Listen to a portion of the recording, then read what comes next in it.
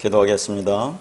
하나님 아버지, 우리로 늘 아버지의 마음을 더 많이 알아갈 수 있도록 은혜 주심을 감사드립니다. 오늘 또 말씀을 들을 때 듣는 귀를 열어주셔서 이 문자적인 말씀이 우리 마음 깊은 곳에서 진리의 말씀으로 깨달아지게 하시고 눈을 활짝 열어주셔서 희미한 그리스도의 비밀이 뚜렷하게 볼 수 있도록 성령님 인도하여 주시옵소서. 예수 그리스도의 이름으로 기도합니다. 아멘. 말씀 보겠습니다. 창세기 3장 14절에서 15절 말씀입니다. 여호와 하나님이 뱀에게 이르시되 네가 이렇게 하였으니 네가 모든 가축과 들의 모든 짐승보다 더욱 저주를 받아 배로 다니고 살아있는 동안 흙을 먹을지니라. 내가 너로 여자와 원수가 되게 하고 네 후손도 여자의 후손과 원수가 되게 하리니 여자의 후손은 네 머리를 상하게 할 것이요 너는 그의 발꿈치를 상하게 할 것이니라 하시고, 본문 말씀 가지고 지난주에 이어서 스스로 뱀이 되어 죽어서 뱀인 우리를 살리시는 하나님의 사랑이라는 제목으로 말씀을 나누겠습니다. 오늘은 본문 15절을 중심으로 이 말씀을 자세히 그렇게 보도록 할 텐데요. 지금 창세기 3장에서의 문제는 뱀이 누구를 가리키느냐 하는 겁니다. 우리가 14절을 보면 지금 뱀이 저주를 받는다고 했어요. 누가 저주를 받습니까? 나무에 달린 자마다 저주를 받는다고 했죠. 예수가 그렇게 저주를 받습니다. 그 저주받은 뱀이 흙을 먹습니다. 흙이 누구라고 했어요? 우리라고 했습니다. 그렇게 먹어서 15절에 함께 나무에 달립니다. 장대 위에 매달립니다. 십자가에 매달리죠. 그렇게 매달려서 머리가 상하게 된다는 거죠. 머리가 부서집니다. 그렇게 우리와 연합돼서 하나님의 백성을 살려내시는 것을 우리가 복음이라고 하죠. 그래서 15절을 원시복음이라고 합니다. 자, 이 말씀을 오늘 구체적으로 자세히 보도록 하겠습니다. 창조주이신 하나님이 피조물에게 뱀으로 계시된다는 것에는 아주 중요하고 깊고 오해가 될 만한 복음의 내용이 담겨져 있습니다. 그래서 이 복음을 하나님의 비밀이라고 성경이 누누이 말하고 있는 것입니다. 비밀은 모든 사람에게 보편적으로 있는 것이 아니라 소수의 선택된 사람들에게 특별한 방식으로 전달된다는 것입니다. 이 복음의 비밀을 이해하는 열쇠 중 하나가 바로 뱀에 관한 것입니다. 이것이 바로 하나님이 자기 죽음으로 자기를 뱀으로 계시하시는 겁니다. 그러니까 구원은 도덕적으로 윤리적으로 착하게 살고 다른 사람에게 착한 사람으로 대접받는 방식을 배우는 것이 아닙니다. 우리 신앙이 온전한 상태에 도달되지 못하는 이유는 하나님에 대한 무지에서 비롯된 오해와 곡해, 자기 편견과 자기 중심적 해석에서 비롯되는 겁니다. 하나님이 누구인지도 모르고 자신의 의와 세상의 편견으로 하나님을 오해하고 곡해하고 있는 거죠. 그러니까 인간은 율법적인 본성을 가지고 이 땅에 태어납니다. 그런 본성을 가진 인간이 성경 말씀을 볼 때 그 말씀도 모든 것이 율법적으로 보여요. 그러니까 겉으로만 보입니다. 문자적으로만 보죠. 그런 하나님을 우리는 오해하고 곡해하게 된다는 것입니다. 거기에 또 인생의 어려움과 고난 속에서 더 심하게 왜곡된 모습으로 하나님을 곡해하여 자기 고집과 자기 편견으로 살아가게 되는 거죠. 그래서 하나님이 그를 굳이 지옥에 던져놓지 않아도 자기 스스로 지옥에 들어가게 되는 것입니다. 그래서 아무도 하나님의 행세에 대해서 시비를 걸 수가 없는 것이에요. 여러분, 이 세상을 객관적으로 보면 하나님이 살아계신 것처럼 보입니까? 아니면 그렇지 않습니까? 여전히 이 세상은 악과 고통이 가득하고 인간의 죄가 기승하여 수많은 사람들이 억울하게 죽어가고 있습니다. 상식적인 눈으로 이 세상을 보면 하나님이 살아계시지 않는 것처럼 보여요. 그런데 하나님은 살아계시죠. 그러면 이렇게 반론할 것입니다.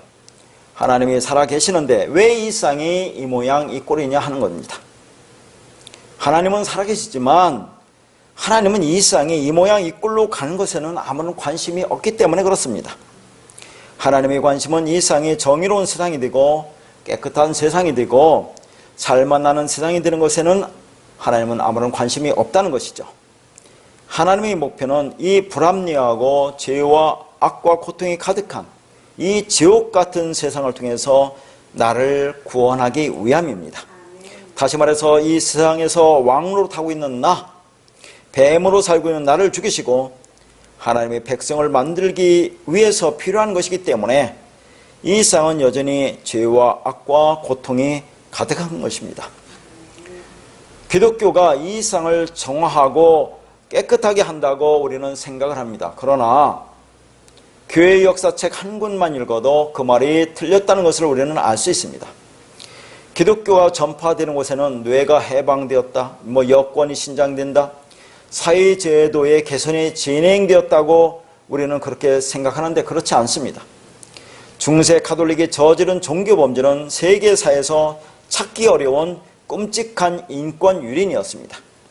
서구 기독교 문명은 자본과 군사를 가지고 아시아, 아프리카, 남미를 약탈하였죠. 모두가 하나님의 이름으로, 기독교의 이름으로 저지른 범죄입니다. 그러니까 우리가 상식적으로 생각하는 기독교가 전파되고 예수 믿는 자들이 많아진다고 이 세상은 더 좋은 세상이 되지 않는다는 것입니다. 사람들은 자신의 인생의 주인이라고 생각하는데 실제로는 그렇지 않습니다. 인간은 살아가는 것과 생각하는 것과 행동하는 것이 주인이 아니라 거대한 시대 문명에 이끌려가는 그 시대의 노예입니다. 욕망하는 주체로 살고 있는 노예라는 거죠. 그러니까 모든 인간은 선악과 먹고 이 세상으로 던져진 것이 맞습니다. 그러니까 이 세상에 와서 선악과를 먹은 게 아니라 하나님이 선악과를 먹여서 율법적인 본성을 가진 인간으로 만들어서 보내줬다는 거죠. 그래서 노예의 삶을 살고 있는 인간이 스스로 주인의 행사를 하고 있는 것이 있는데 그것은 선악 판단의 주인으로 살아가는 것입니다. 선악 판단의 주인이라 함은 선악과 먹은 차로 이 세상으로 보내어진 인간은 자기 중심으로 이것을 선이고 이것은 악이라고 스스로 해석하고 판단하고 각자가 원하는 가치를 부여하는 것을 말합니다.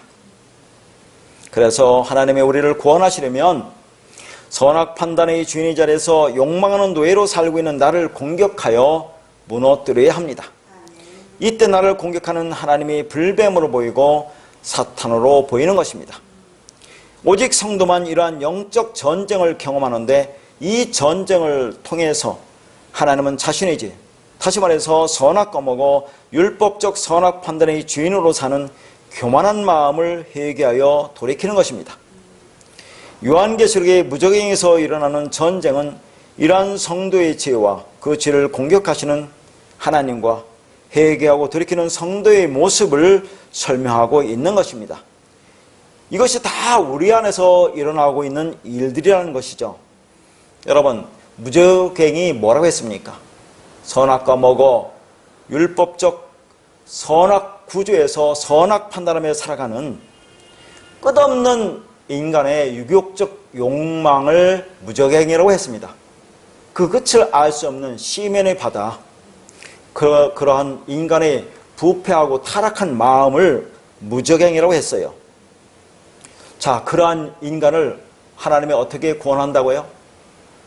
자, 오늘 본문의 말씀은 뱀인 우리를 위해서 그렇게 뱀이 되어서 십자가에 달려서 죽으셔서 우리를 구원한다는 거죠. 다시 말해서 나라는 존재가 창을 들고 있죠. 그렇게 창을 들고 자기 유익을 위해서 누구든지 그렇게 해하겠다고 하는 그런 죄악된 우리를 어린 양의 피로 덮으시죠. 그렇게 어린 양의 피로 덮으셔서 아무런 조건 없이 공로 없이 너 무조건 의롭다고 해주시는 그 하나님의 사랑, 그 하나님의 사랑을 우리는 일생을 마음에 간직하면서 납작 엎드려 하나님의 은혜만을 그렇게 바라보며 살아가는 존재가 되어야 하는 겁니다. 그렇게 구원하는 것이 하나님의 의라고 있잖아요. 의라는 한자어가 그렇다고 하지 않았습니까? 그래서 하나님 우리를 그렇게 의로운 존재라고 만드시는 것, 그것이 오늘 뱀이 스스로 장대에 달려서 십자가에 달려서 죽으시는 것으로 우리를 구원하시는 모습으로 보여지는 겁니다. 자, 그래서 이 모든 일들이 왜 일어나는 거죠? 우리가 하나님과 연합되었다고 하는데 여전히 연합되지 못하고 내 율법적 욕망을 통해서 살아가기 때문에 이런 일들이 일어나고 있는 것입니다. 자, 그래서 요한일서 1장 8절부터 9절을 보겠습니다. 만일 우리가 죄가 없다고 말하면 스스로 속이고 또 진리가 우리 안에 있지 아니할 것이요 만일 우리가 우리 죄를 자백하면 그는 미쁘시고 의로우사 우리 죄를 사하시며 우리를 모든 불의에서 깨끗하게 하실 것이요. 자, 여기서 나오는 죄가 자범죄라는 거죠. 그러니까 이 개신교에서는 자, 죄를 원죄와 자범죄로 나눕니다. 이게 이제 오늘날 기독교 교리예요. 원죄라는 것이 뭡니까? 아담과 하와가 선악과를 먹고 죄를 지었기 때문에 이 땅에 태어난 모든 인간들은 그런 원죄를 갖고 태어난다고 하는 것이고 이 땅에 그렇게 살아가면서 짓는 그런 죄를 자범죄라고 그렇게 말을 하고 있는 거죠. 그래서 우리는 이 말씀을 어떻게 생각하느냐 하면 오늘 본문 말씀을 우리가 일상생활을 하면서 윤리도덕적으로 잘못한 것에 대해서 죄라고 생각하잖아요. 그래서 교회 와서 회개한다고 하잖아요. 기도하면서. 그러면 그런 거에 대해서 우리가 그렇게 기도하고 회개한다고 해서 없어지느냐 하는 겁니다. 물론 우리가 이 땅에 살아가면서 윤리도덕적인 죄, 사회생활하면서 사회가 요구하는 그런 삶을 바르게 살아내야죠. 진실된 성실한 삶을 살아내야죠. 그런데 그런 윤리도덕적인 것을 죄라고 하느냐 하는 얘기입니다. 우리는 그것을 죄라고 생각하고 교회 와서 열심히 기도하면서 회개한다고 하잖아요. 그러면 오늘 본문에만 보니까 우리 죄를 자백하면 우리 죄를 사하시며 모든 불의를 깨끗하게 하실 거라고 하니까 이렇게 하면 죄가 사해진다고 하지 않습니까? 그런데 만약 우리가 이제 잘못한 게 있어요. 그걸 회개하기 전에 죽으면 어떻게 되느냐 하는 겁니다. 자, 여기 보면 자백한다고 했으니까 자백하지 못하고 죽으면 어떻게 되느냐 하는 거죠. 우리가 이 땅에 살아가면서 눈을 뜨고 호흡하는 그런 순간순간이 우리가 생각하는 우리는 늘 죄를 짓고 살아가고 있는데 그걸 죄를 회개하지 못하고 죽으면 어떻게 되느냐 하는 겁니다. 그럼 지옥 가느냐 하는 거죠. 그러니까 성경에서 말하는 것, 특히 여기서 말하는 죄라는 이 단어가 하마르티아라는 단어입니다. 하마르티아가 뭐라고 했어요? 내가 하나님과 하나로 연합되지 않은 것을 죄라고 했어요. 하나가 되지 않은 것 죄. 그런 하나가 되지 못하고 해서 나오는 모든 그런 우리의 생각들, 그런 것을 전부 다 죄라고 하는 겁니다. 그래서 우리가 인생을 살아가면서 짓게 되는 위형적인 죄라고 하는 증상들은 하나님과 하나가 되지 않은 죄라고 하는 공장에서 나오는 그런 현상에 불과한 거예요. 그걸 자른다고 해서 되는 것이 아니란 얘기입니다. 죄의 근원인 뿌리가 뽑혀야 하는 것이죠. 그게 뭡니까? 육체와 함께 정과 욕심이 십자가에서 죽는 것입니다. 그것이 되지 않으면 아무리 착하게 살아도 안 됩니다. 아무리 하나님께 회개한다고 해도 소용이 없습니다. 그것은 자기 스스로 깨달은 죄의 모습이죠. 그러니까 아담과 하와가 그렇게 선악과를 먹고 스스로 벗은 것을 알았다고 하잖아요. 누가 알려준 것이 아닙니다. 그렇게 벗었다고 하고 무화과 나무 잎을 엮어서 치마를 해입잖아요. 열심히 율법적 행위를 하잖아요. 그렇게 하는 것이 바르다고 생각하고 그렇게 열심히 율법적으로 행한다 해도 그건 다 죄라는 것입니다. 그러면 오늘 본문 말씀의 뜻이 무엇입니까? 눈에 보이는 육체의 모습을 가지고 있는 나라고는 그 상태가 죄라는 것이에요. 다시 말해서 죄 뭐라고요? 하마르티아. 기본적인 뜻이 뭐라고요? 관역에서 벗어나다라는 그 말입니다. 그 관역이 예수 그리스도입니다. 그런데 그 관역을 맞출 수 있는 존재는 이 땅에 아무도 없어요. 하나님밖에 없습니다. 창으로 그래서 예수의 옆구리를 찌른 것이 관역을 맞춘 건데 누가 찔렀어요? 하나님이 스스로 찔렀습니다. 예수님이 스스로 그렇게 찔른 거예요. 예수님이 스스로 그렇게 뱀이 되어서 나무에 달리셔서 죽으시는 겁니다. 그렇게 하나님이 자신의 옆구리를 찔러서 관역을 맞춘 겁니다. 그러니까 내가 육체로 있는 것이 그 예수라는 관역을 뭐라고요? 빗맞추고 있는 거예요. 그게 바로 죄라는 것입니다. 또한 문자로 되어 있는 성경 말씀을 진리로 보지 못하고 문자로 율법으로 보면 그게 죄예요. 그리고 그렇게 읽혀지고 있는 성경 말씀이 죄라는 거예요, 그게. 자, 그러면 9절에서 자백하다라는 단어가 뭐라고요? 호몰로게오라고 있어요. 이 호몰로게오라는 단어는 호모 플러스 로게오라고 있습니다. 호모는 하나, 같다는 말이고, 로게오는 뭡니까? 로고스, 율법, 말씀이라는 그런 말입니다. 그러니까 자백하다는 말은 뭡니까? 로고스로, 율법으로 함께 하나의 말, 같은 말을 하는 것을 말합니다. 다시 말해서 자백하다는 것은 그냥 예, 저는 죄인이 맞습니다 라고 하는 것이 자백이 아니고, 성경 말씀을 내가 지금 문자로 보고 있어요. 율법으로 보고 있으면 그러면 그건 이 문자와 내가 똑같은 거야 라고 하는 것을 자백한다라고 하고 있는 것입니다. 그렇게 문자로 오는 율법의 표면적인 말씀이 죄라고 하는 것을 내가 깨달은 겁니다. 그렇게 나도 죄고 문자도 죄라고 같이 말할 수 있는 상태가 자백이라는 그런 말이에요. 그게 호몰로게오, 동시에 같은 말을 하는 겁니다. 그렇게 하나님과 내가 동시에 같은 말을 하면 그게 죄의 사함이고 깨끗해진 것이란 말이죠. 하나님이 성경을 뭐라고 해요? 문자로 보면 죄라고 하잖아요. 그런데 그 성경 말씀을 내가 문자로 보면 그러면 그게 죄라는 것을 내가 깨달았으면 하나님과 내가 같은 말을 한다 그 말입니다. 그게 호몰로게오, 죄를 자백한다는 그런 말입니다. 그러니까 죄의 사함이라는 것이 하나님과 내가 동시에 같은 말을 하는 것을 말합니다. 이렇게 되려면 결국 내가 죽어야 한다는 그런 것이에요. 나의 육체와 문자로 육체로 오신 예수가 함께 십자가에서 함께 죽어야, 그래서 함께 살아나는 것입니다.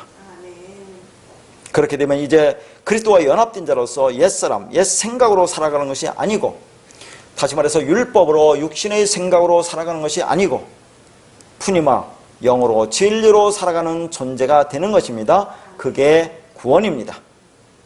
그러니까 우리가 없음이 되어야 한다고 하는 말의 의미는, 우리는 자꾸 없음이 되어야 한다고 하니까 예수처럼 없음이 되어야 하는, 예수를 닮아가는 것으로 생각하고 있는데 그게 아니고 나는 그래 죽는다로 가는 것을 말하는 겁니다. 내가 죽음의 자리에서 나를 이끌어 가시는 분이 나를 이끌어 가도록 해야 하는 거죠. 우리는 예수를 닮아가는 존재가 아니라 없음의 존재가 되어야 합니다. 그 없음의 자리에서 그분이 나를 이끄시는 대로 이끌려가는 존재가 되어야 합니다. 내가 육체 가운데 사는 것은 내가 사는 것이 아니고 뭐라고요? 내 안에 그리스도께서 사시는 것이라고 말을 합니다. 그걸 모르니까 내가 예수를 닮아가는 존재가 되어야 하는 것으로 생각을 하는 것입니다. 그러니까 말씀대로 살자, 말씀대로 행하자라고 하는데 우리는 그런 존재가 될 수가 없어요. 그래서 나는 할 수 없습니다라는 고백을 하는 자가 되어야 하는 것입니다. 오늘 본문 14절에 보면 아까도 말씀드렸지만 그 저주받은 뱀이 흙을 먹습니다. 그러니까 뱀의 양식은 뭡니까? 흙이 양식이에요. 그러면 그렇게 하는 말씀이 어디에 있느냐 하는 거죠. 요한복음 4장 32절에서 34절입니다. 이르시되 내게는 너희가 알지 못하는 먹을 양식이 있느니라. 제자들이 서로 말하되 누가 잡수실 것을 갖다 드렸는가 하니 예수께서 이르시되 나의 양식은 나를 보내신 이의 뜻을 행하며 그의 일을 온전히 이루는 것이니라. 이 말씀이 무슨 말씀이죠? 요한복음 4장에 나오는 사마리아 땅에 있는 수가성 여인의 그 복음을 말하는 겁니다. 자, 수가성 사마리아 여인이 어떻게 살고 있어요? 남편 5을 섬기고 있죠. 다시 말해서 율법을 남편으로 열심히 섬기던 그 여인에게 예수님이 가셔서 복음을 전하십니다. 그래서 그 5을 뭘로 깨닫게 하시죠? 하나, 그리스도로 깨닫게 하십니다. 그래서 그 여인이 이제 그리스도를 만났다고 하는 거예요. 자, 그러자 제자들이 와서 예수님에게 먹을 양식을 줍니다. 먹을 것을 갖다 드려요. 그러니까 예수님이 하시는 말씀이 32절이죠. 내게는 너희가 알지 못하는 먹을 양식이 있다 그런 얘기죠. 자, 여기서 먹을 양식이 누굽니까? 지금 죄인으로 살고 있던 사마리아 여인을, 그 율법으로 살고 있던 여인을 그래서 진리로 깨닫게 하시잖아요. 그렇게 하는 것이 예수님이 먹을 양식이라 그 말입니다. 오늘 본문에 보면 뱀이 흙을 먹는 거예요. 우리를 먹는 거예요. 그렇게 먹어서 뱀과 우리가 연합이 하나가 되잖아요. 묶이잖아요. 그래서 십자가 달려서 죽는 겁니다. 그렇게 당신의 백성을 구하는 것을 하나님께서 뭐라고 하냐면, 자, 예수님께서는 그것을 나의 양식은 나를 보내시니 뜻을 행하며 그 일을 온전히 이루는 것이라고 말을 하고 있다, 그 말이에요. 그 육체를 완전히 사망 가운데 소멸시켜야 되는 겁니다. 그렇게 하시는 것이 그분의 양식이라고 하고 있다, 그런 말입니다. 자, 오늘 본문 15절을 볼 텐데, 이 본문 15절은 너무나 잘하는 말이죠. 그래서 다 이것을 원시복음이라고 알고 있습니다. 그런데 이 원시복음이라고 하는 이 말씀을 조금이라도 잘못 해석하면 바로 이단으로 몰릴 수가 있어요. 왜냐하면 일반적으로 원시복음이라고 하는 이 말씀을 여자의 후손, 예수 그리스도죠. 그분이 오셔서 뱀, 마귀, 사탄의 머리를 부수고 그 안에 있는 당신의 백성을 구원해내시는 것으로 이 말씀을 알고 있잖아요. 자, 과연 그렇게 볼 수 있느냐 하는 겁니다. 그래서 이것을 잘못하면 우리가 이단으로 몰리게 되는데, 자, 근데 이단이 뭔지 모르고 신앙생활하는 사람이 더 불쌍하다, 그 말입니다. 그래서 그렇게 말하잖아요. 우리는 정통 기독교를 갖고 있다. 그런 목사님 밑에서 신앙생활을 하고 있다. 그래서 그 말씀이 옳은 거다라고 하지 않습니까? 그래서 우리는 잘 가고 있다고 그렇게 생각을 한다니까요. 그런데 그렇게 생각하는 사람이 참으로 불쌍하다, 그 말입니다. 자, 오늘 15절 말씀을 이제 한 절 한 절 볼 텐데요. 15절 말씀을 다시 보면, 내가 너로 여자와 원수가 되게 한다고죠? 여기서 나는 누굽니까? 하나님이겠고, 너가 누구예요? 너로, 뱀이죠. 여자와라고 하는 그 단어가 무슨 말이냐면 우벤 핫 이사라는 그런 히브리어입니다. 여러분, 지금 본문 원구가 없어서 상당히 잘 어려우실 텐데 그냥 뜻만 알아두시고 나중에 원구를 나눠 드릴 테니까 그냥 들으시기 바라겠습니다. 자, 우벤 핫 이사, 그런 것은 핫 이사라는 것은 그 여자라는 얘기고, 우벤이라는 것은 사이에, 너 사이에, 그러니까 뱀과 여자 사이에, 그 말이에요. 뱀과 여자 사이에 원수라는 단어가 있는데, 원수가 에바라는 단어인데, 이 에바는 원수 대적이라는 말입니다. 그러니까 원수 대적을 뭐라고요? 자, 여기서는 득해하다 그랬죠? 득해하다는 단어가 슈트라는 단어인데, 이건 노타라는 그런 말입니다. 그러니까 이런 말이죠. 뱀과 여자, 그 여자 사이에 원수, 대적을 놓는다, 그 말이죠. 이게 무슨 말입니까? 자, 하나님은 진리이기 때문에 보이지 않아요. 그렇기 때문에 그분은 뭘로 줘요? 우리한테 율법으로, 보이는 것으로, 들리는 것으로, 이렇게 모양 있는 것으로 줄 수밖에 없어요. 성전으로 줄 수밖에 없죠. 그러면 그걸 보고 우리가 그것을 깨달아 알 수 있어요? 깨닫지 못해요. 그러니까 표면적인 문자적인 말씀 때문에 우리가 하나님 말씀을 알아듣지 못해요. 그러니까 그 말씀 때문에 그것을 우리가 진리로 보지 못하고 율법으로 보기 때문에, 그러면 뱀과 우리 사이에, 예수 그리스도와 우리 사이에, 하나님과 우리 사이에 그게 원수가 된다, 그 말입니다. 그게 원수가 된다. 자, 그 다음에는 너의 후손도 여자의 후손과 원수가 된다고 하죠. 자, 그 단어는 그냥 간단해요. 원형을 보면 너의 후손도 우벤자라고, 여자의 후손도 우벤제라입니다. 자, 제라가 뭐라고 했어요? 씨, 자손 후손이라고 했죠. 그러니까 자, 너의 씨와 그의 씨 사이에도 원수를 놓다, 그 말이죠. 너의 씨, 자, 뭐예요? 뱀의 후손과 그의 씨, 여자의 후손 사이에도 원수를 놓다. 그러니까 뱀과 여자 사이에도 원수가 되고, 저 뱀의 후손과 여자 후손 사이에도 원수가 된다, 그 말이에요. 근데 여기서 중요한 것은 봐요. 자, 그러면 자, 지금 뱀과 그리스도와 우리가 지금 원수가 됐어요. 하나님과 우리가 원수가 됐어요. 그러면 원수가 되면 이 말씀을 율법으로 보면 다 죽잖아요. 그럼 그들을 살려내야죠. 어떻게 살려낼 거냐 하는 겁니다. 그래서 여자의 후손이 뭐라고요? 뱀의 머리를 상하게 한다고 하죠. 자, 그러면 여기서 여자의 후손, 그가 그 뱀의 머리가 롯이에요. 롯이는 머리, 우두머리. 첫째, 누구예요? 예수 그리스도니까 뱀은 예수 그리스도, 머리 자체가 예수 그리스도예요. 뱀의 머리 예수 그리스도를 상하게 한다는 것이 이 단어가 슈프라는 단어인데, 슈프는 뭐냐면 상하게 하다, 부수다, 그 말입니다. 그러니까 여자의 후손인 예수 그리스도가 뱀의 머리를 부순다. 자기 머리를 그냥 부숴버리는 거죠. 상하게 하는 거예요. 지금 그러니까 자, 왜 그렇게 합니까? 지금 하나님과 우리 사이 원수가 되어 있잖아요. 말씀 때문에, 율법 때문에. 그러면 그 자녀를 살려내려면 어떻게 돼요? 자, 그 살려내기 위해서 자신이 뱀이 되어서 자, 율법이 되어서 십자가 매달리는 거죠. 우리와 연합해서 하나로. 그래서 머리가 부서지는 겁니다. 머리가 깨지는 거죠. 그러면 그렇게 해서 머리가 부서져서 어떻게 합니까? 머리를 숙이고 멀리 영혼으로 멀리 떠난다고 했죠. 성령으로 우리한테 보내지는 거잖아요. 그리스도가 우리한테 오는 거죠. 그래서 연합되면 우리가 그 말씀을 깨달으면 그게 구원이야를 보여주고 있는 겁니다. 여기서. 자, 그리고 너는 그의 발꿈치를 상하게 할 것이라고 하죠. 너가 뭐냐면 뭐 굳이 이런 원문 볼 필요 없는데 아타라는 것은 너, 당신, 그리고 자, 상하게 한다는 것도 똑같아요. 슈프 상하게 하다, 부숴버리다. 근데 발꿈치를 부숴버린다고 하잖아요. 이 발꿈치라는 것이 아케브라는 단어인데 이게 상당히 깊은 의미가 있고 어렵습니다. 자, 이제 이 말씀을 보기 전에 우리가 한 번 더 볼 것은, 그런데 자, 너가 그의 발꿈치를 상하게 한다는 것이, 이것이 미완료예요. 그런 일이 계속 있을 거다, 그 말입니다. 자, 그러면 뱀이 지금 그의 발꿈치죠. 여자의 발꿈치를 상하게 하는 거죠. 이 발꿈치가 뭐를 가리키느냐 하는 겁니다. 이 발꿈치가.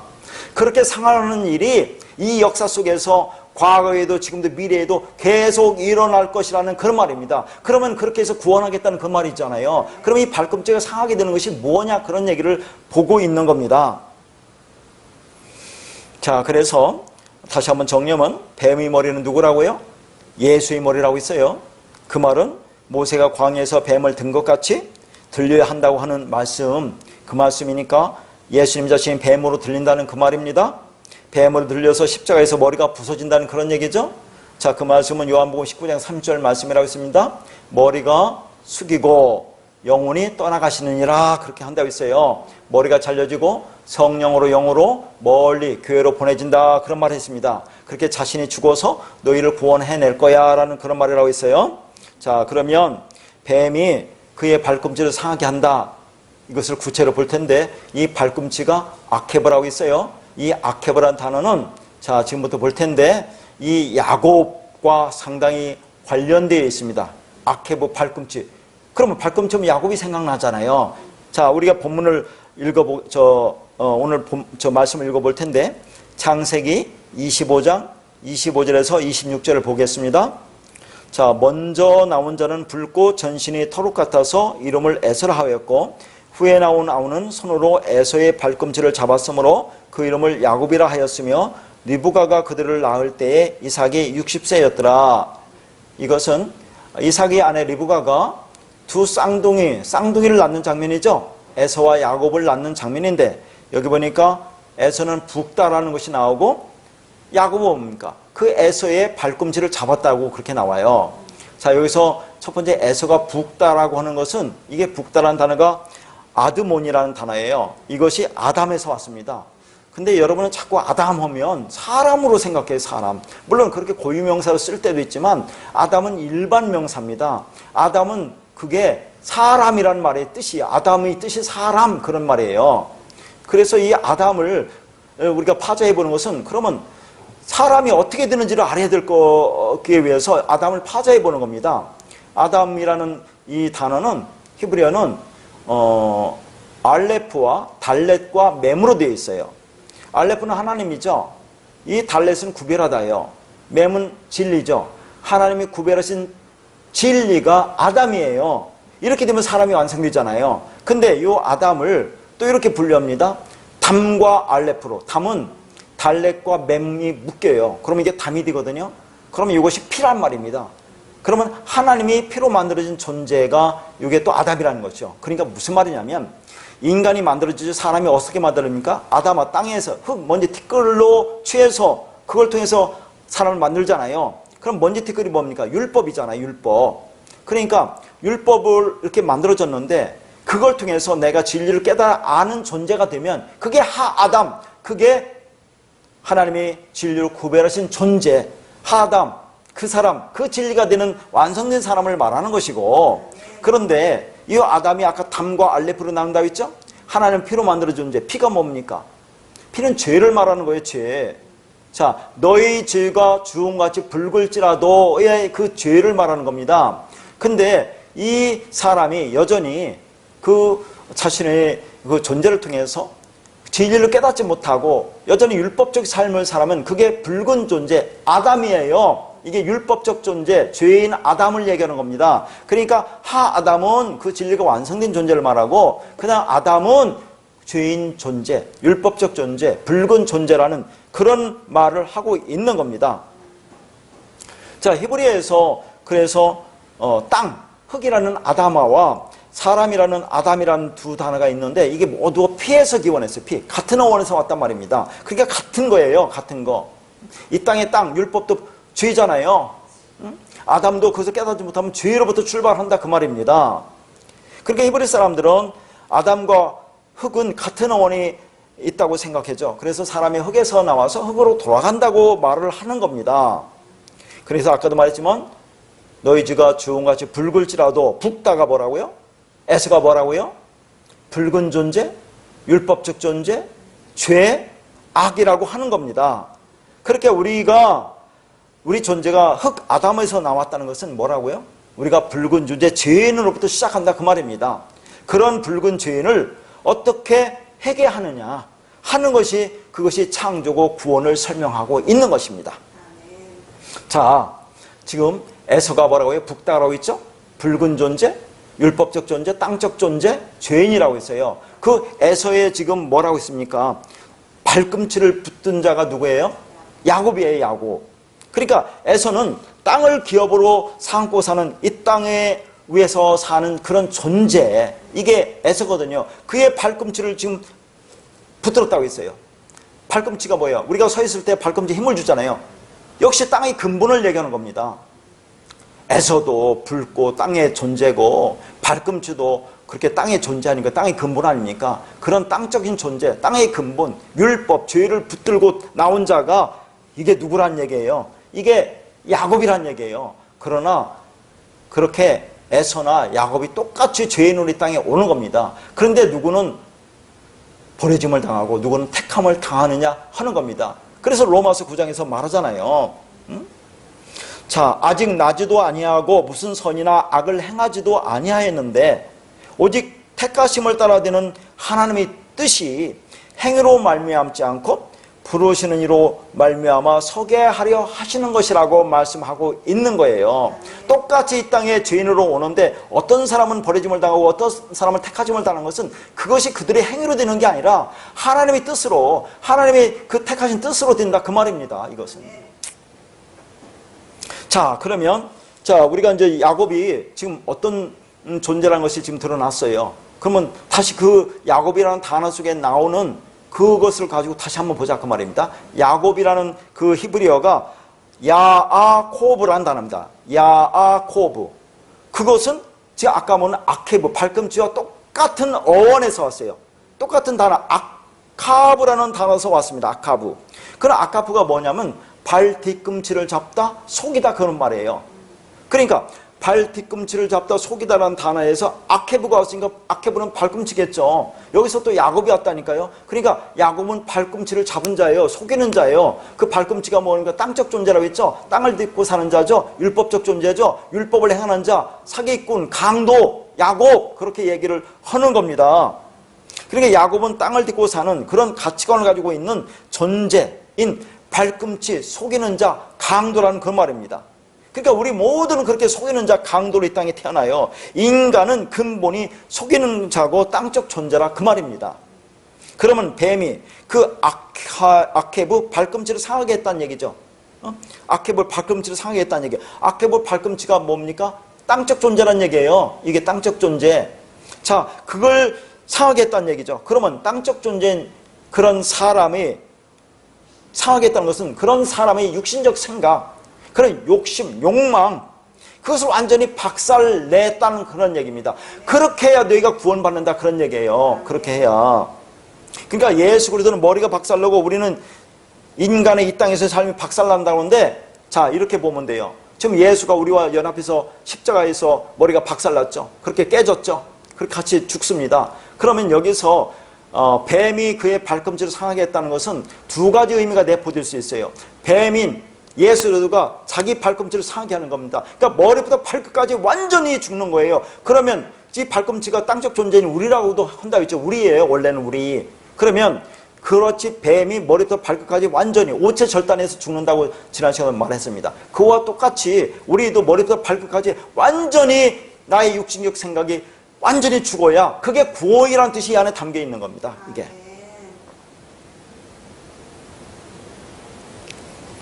그렇게 우리는 이 땅에서 삶이 완전히 박살나야 되는 겁니다. 인생이 박살나야 되는 거죠. 그러니까 멋진 인생이 되려고 예수를 믿으면 개박살나게 되는 겁니다. 더 괴물이 돼요. 그런데 성도는 그들의 인생이 박살나고 예수 그리스도의 머리가 잘려지고 내 머리가 얹혀져서 그렇게 그분이 내 머리가 되어서 사는 것입니다. 그래서 우리는 그분이 인도하는 대로 그냥 살아가는 거죠. 그게 우리 삶입니다. 거룩이라는 삶이라는 것이 우리가 생각하는 그런 인간적인 그런 거룩이 아닌 거예요. 거룩이라는 것은 내가 그리스도로 진리로 살아가는 것을 거룩이라고 하는 것입니다. 그래서 이런 것을 설명하기 위해서 세례 요한의 머리가 잘려지는 것이 성경에 나옵니다. 왜 머리가 잘려지죠? 세례 요한이? 그 머리가 잘려서 어디에 담겨요? 소반 쟁반에 담깁니다. 그런데 그와 같은 똑같은 이름이 등장하는 사람이 있죠? 누구예요? 요한. 세례 요한, 사도 요한. 자, 이렇게 똑같이 등장해요. 그러면 세례 요한이라고 하는 것은 구약의 마지막 선지자입니다. 그러면 사도 요한은 신약의 마지막 사도죠.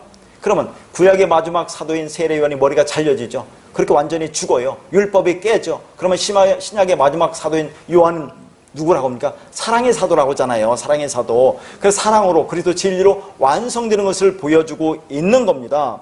그래서 사복음서가 어떻게 돼요? 우리가 보면 살인, 간음, 거짓 증거, 사랑이라고 봐요. 그러면 사랑이 뭘로 끝나요? 요한복음이 사복음서 마지막으로 끝나죠? 그게 사랑으로 끝난다 그 말입니다. 그래서 요한 1, 2, 3서를 사랑의 장이라고 하고 사도 요한을 사랑의 사도라고 하는 겁니다. 자, 그러니까 머리가 소반에 담겨졌죠. 세례 요한의 머리가 소반에 담겨졌죠. 그래서 소반에 담겨졌다는 것은 그렇게 담겨져서 성전인 우리의 머리에 지금 얹혀지는 것을 말하는 거거든요. 그러면 자, 세례 요한의 머리가 담겨졌어요. 다시 말해서 예수의 머리가 잘라지죠. 그래서 그 그리스도 진리가 돼서 우리 머리에 얹어지는 것을 지금 이게 모형하고 있는 거예요. 그러니까 세례 요한이 그렇게 죽어요. 율법이 죽어요. 구약이 죽어요. 그러면 신약인 사도 요한이 사랑으로 그리스도로 이렇게 다시 살아나는 것을 보여주잖아요. 그러니까 세례 요한이 죽고 사도 요한이 살아나는 것으로 모형으로 보여주는 거죠. 세례 요한이 사도 요한이 된다는 게 아니라 율법이 죽고 그리스도 사랑으로 보여주고 있는 겁니다. 이게. 그래서 여러분 성경의 마지막 책인 말라기 그 마지막 장인 4장의 마지막 절 5절 6절을 보면 하나님이 엘리야를 보내겠다고 해요. 그럼 그가 와서 뭐라고 해요? 자, 아버지의 마음을 자녀에게로 돌이키고 자녀의 마음을 아버지의 마음으로 돌이키겠다고 그런 말이 나옵니다. 그러니까 자, 우리 성경에서 이 엘리야를 누구를 가리킨다고 해요? 주님은 그 엘리야를 누구를 가리키냐면 누구를 가리킨다고 합니까? 세례 요한을 가리킨다고 해요. 그러니까 주님은 엘리야가 이미 왔다고 하는데 그 엘리야가 세례 요한이라고 말하잖아요. 근데 이 엘리야는 세례 요한도 되면서 동시에 예수 그리스도도 되는 겁니다. 왜 그래요? 세례 요한이 머리가 잘려지잖아요. 예수가 이 땅에 머리가 잘려지죠. 그러면 그 머리가 담겨서 성전이 우리에 얹혀지죠. 그러면 그렇게 돼서 사도 요한 사랑으로 그리스도로 진리로 성령으로 완성돼서 우리가 한테 얹혀지는 거 아닙니까? 자, 그것을 보여주고 있는 거예요. 지금 이것이. 그러니까 왜 제가 그 엘리야가 세례 요한도 되지면 동시에 예수 그리스도도 되느냐고 하냐면 그 아버지의 마음을 자녀에게로 돌이키고 자녀의 마음을 아버지에게로 돌이킨다는 말이 뭐냐 그런 얘기죠. 아버지의 마음이라는 것이 아버지 하나님이 성전이잖아요. 그것이 마음이니까 하나님 성전 안에는 그 말씀 그 진리죠. 그것을 자녀에게로 주겠다는 얘기죠. 그러면 자녀가 그것을 받아서 그 안에 말씀 진리가 되어야 돼 하는 것을 보여주는 것이 구약의 마지막으로 끝나서 신약의 예수 그리스도가 오지 않습니까? 그렇게 되지 않으면 내가 저주로 그 땅을 칠까노라라고 얘기한다니까요. 그렇게 되지 않으면 다 저주받아 죽습니다 하는 걸 보여주고 있는 겁니다. 그러니까 세례 요한을 통해서 그 사람 그 진리를 가르쳐준 것처럼 예수 그리스도의 머리가 잘려지고 다 이뤘다고 하는 겁니다. 그래서 아까도 말씀드렸지만 요한복음 19장 30절 예수께서 신포도주를 받으신 후에 이르시되 다 이뤘다 하시고 머리를 숙이니 영혼이 떠나가시니라 머리가 잘려지고 성령으로 멀리 보내졌다 그랬습니다. 그런데 왜 신포도주를 받으신 후에 다 이뤘다고 말했느냐 하는 겁니다. 그렇죠? 자, 아브라함에게 살렘 왕이 무엇을 가지고 왔습니까? 떡과 포도주라고 있어요. 떡, 하늘에서 내려온 떡, 예수, 포도주, 피, 성령, 그리스도, 진리죠. 그러니까 떡과 포도주는 뭐예요? 예수 그리스도를 가리키는 겁니다.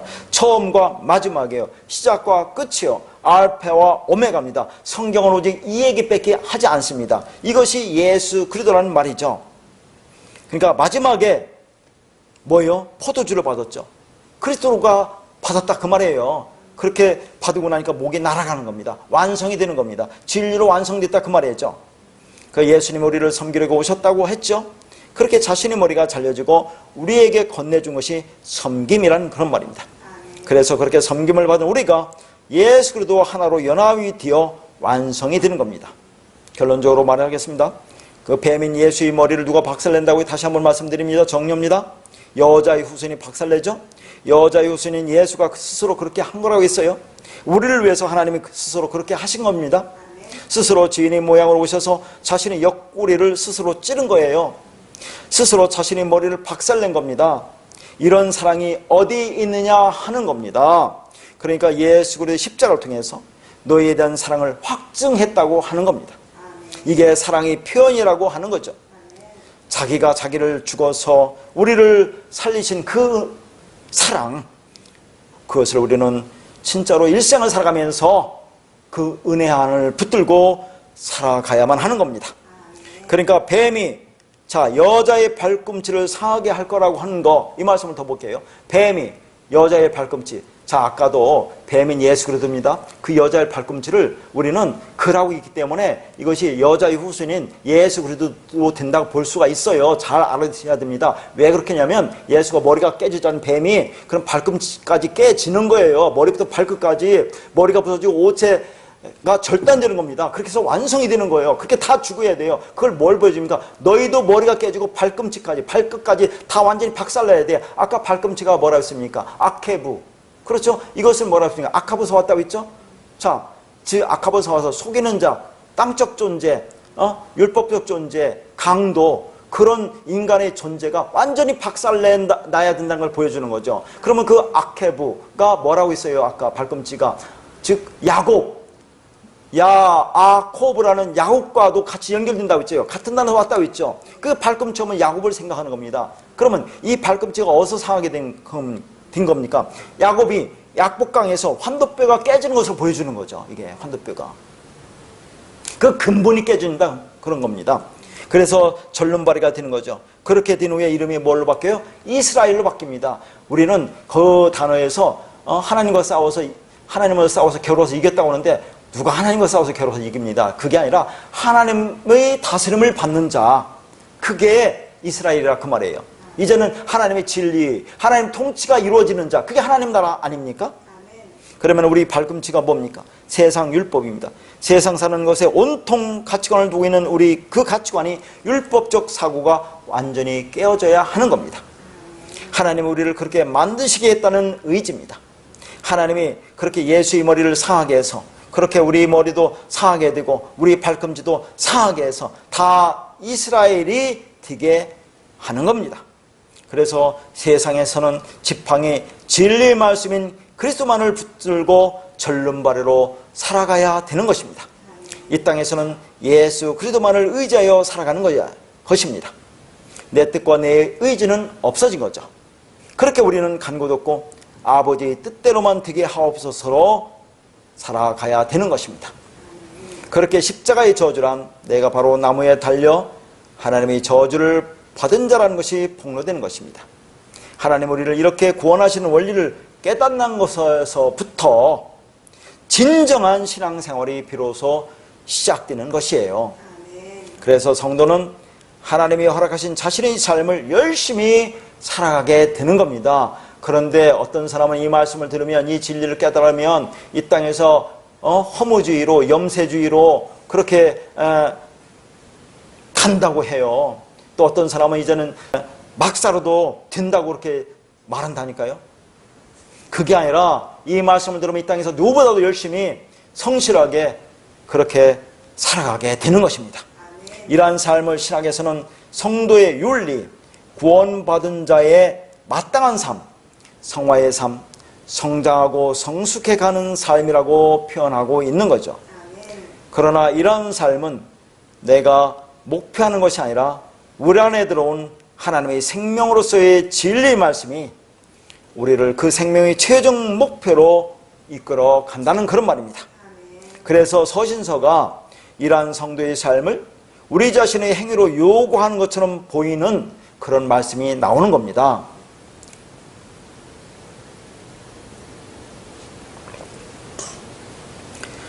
골로새서 3장 5절부터 10절입니다. 그러므로 땅에 있는 지체를 죽이라. 곧 음란과 부정과 사욕과 악한 정욕과 탐심이니 탐심은 우상 숭배니라. 이것들로 말미암아 하나님의 진노가 임하느니라. 너희도 전에 그 가운데 살 때는 그 가운데서 행하였으나 이제는 너희가 이 모든 것을 벗어버리라. 곧 분함과 노여움과 악의와 비방과 너희 입의 부끄러운 말이라. 너희가 서로 거짓말을 하지 말라. 옛사람과 그 행위를 벗어버리고 새 사람을 입었으니 이는 자기를 창조하신 이 형상을 따라 지식에까지 새롭게 하심을 입은 자니라. 여기 보니까 땅에 있는 지체를 죽이라고 했습니다. 땅은 호옥의 그 땅, 율법, 옛성전, 즉 첫 번째로 주신 것을 의미합니다. 그리고 지체라고 번역된 단어가 멜로스라는 단어인데 이것은 율법의 개별적 조항을 말해요. 몸의 한 부분을 의미합니다. 그래서 이것을 다시 번역하면 율법의 부분으로 주신 것을 죽이라 그 말이에요. 단순히 금욕적 차원에서 잘못된 습관이나 예수 믿기 전에 그런 잘못된 태도 등을 없애라는 것이 아니라 하나님께서 첫 번째로 주신 것들을 죽이라는 그런 말이에요. 그래서 로마서 3장 20절에 이렇게 말하죠. 그러므로 율법의 행위로 그의 앞에 의롭다 하심을 얻을 육체가 없나니 율법으로는 죄를 깨달음이라. 그러니까 율법은 우리 탐심 욕망을 드러내는 기능을 하는 겁니다. 그것은 율법이라는 것은 통합된 것이 아닌 조각난 것, 분리된 것, 한 몸이 아닌 부분으로 나누어진 것을 의미합니다. 선악과 먹은 우리는 율법을 그렇게 조각난 것으로 한 부분으로 보게 돼요. 그렇게 보면 우리 안에서 뭐가 일어나요? 탐심이 일어나 죄를 범하게 되는데 그것을 오늘 뭐라고 해요? 음란, 부정, 사욕, 정욕, 탐심, 곧 우상숭배라고 하는 것입니다. 이러한 죄는 땅의 지체, 즉 율법을 조각난 부스러기로 받아 진리의 생명이 아닌 내 욕망을 충족하기 위한 수단으로 이용하려는 삶의 개별적인 내용으로 이것이 다시 말해서 음란, 부정, 사욕, 정욕, 탐심, 곧 우상숭배라는 그런 말입니다. 쉽게 말하면 선악과 먹어서 선악 판단의 주인의 자리에서 내가 율법을 보면 그것이 8절에서는 뭐라고 해요? 분함, 노여움, 악의, 비방, 입에 부끄러운 말이 된다고 하는 거예요. 그래서 8절에서 뭐라고 합니까? 성도는 이런 모든 것을 벗어버리라고 하는 거예요. 벗어버리라는 단어가 아포티데미라는 단어입니다. 아포, 뭐뭐로부터와 티데미, 뭐하니 듣던 말이죠. 버리다, 벗다, 원래 세우다 그 말이라고 했죠. 세우려면 어떻게 됩니까? 벗으려면 벗어버려야 될 거 아니에요. 이 합성어로 모든 율법적 행위를 벗어버리고 진리로 세움을 입으라는 그런 말입니다. 즉 부스러기의 율법이 아닌 그리스도의 십자가라는 복음이 진리의 내용으로 바르게 세워짐으로 진리의 말을 하게 되는 것입니다. 그렇게 새로운 것, 첫 번째 것, 율법이 죽어서 두 번째 것, 진리를 입는 것을 뭐라고 해요? 자기를 창조하신 이의 형상을 따라 지식에까지 새롭게 하심을 입은 자라고 합니다. 여기서 지식에까지라는 단어가 에피그노시스 에이스인데 지식이 에피그노시스예요. 그리고 까지가 에이스인데 에이스는 안에라는 그런 말이에요. 그래서 지식 안에서 새롭게 된 자 그 말입니다. 이게 자, 직역하면 창조한 형상을 따라 지식 안에서 새롭게 된 자라는 말입니다. 성도가 하나님의 형상을 따라 새롭게 된다는 것이 아니라 하나님이 의도하신 형상을 따라서 지식 안에서 새롭게 된다는 그런 말이에요. 다시 말해서 성도는 하나님의 의도를 바르게 알아서 새롭게 갱신된 삶을 살아간다는 말입니다. 하나님의 의도를 바르게 아는 것은 율법이라는 내용이 우리 안에서 뭘로요? 진리로 해석되어질 때 가능합니다. 밥을 먹으면 그것이 우리 몸에서 소화가 되어야 몸의 에너지가 되는 것처럼 율법이라는 내용을 잘 소화하면 그것이 우리를 진리로 살게 하는 영적 에너지가 되는 겁니다. 그것을 지식 안에서 새롭게 되는 것, 율법을 통해서 진리로 살아가는 것이라고 할 수 있어요.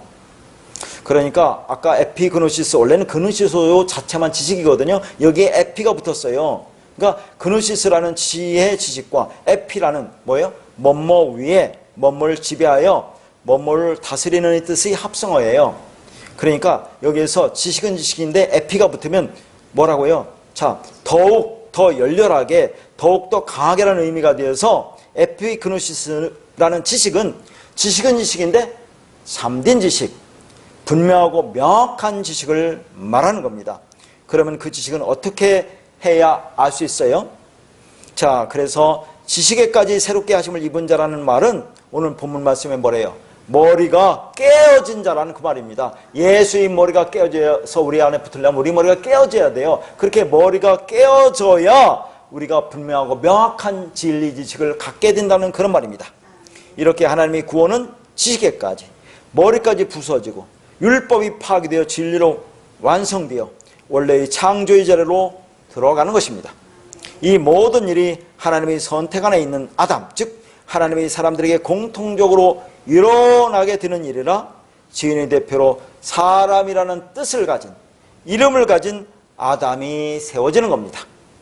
아담은 오실자인 예수님의 뭐요? 모형, 어디서는 예표, 표상이라고 하는 것입니다. 이렇게 율법을 통해 진리로 살아가는 성도의 삶의 가장 중요한 특징이 뭐예요? 그리스도 위에 다른 모든 것을 뭘로요? 배설물로, 쓰레기로, 똥으로 여긴다고 하는 거죠. 빌립보서 3장 7절부터 9절에 있습니다.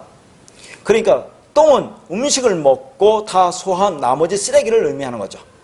이 세상의 모든 것이 똥이 된다는 것은 다시 말해서 이 세상에 가치 없는, 그러니까 염세주의나 그런 허무주의, 해체주의적인 태도가 아니라 이것은 이 세상을 통해서 그리스도를 아는 지식을 내용으로 우리 마음에 담을 때 다른 모든 것이 똥이 된다는 그런 말입니다.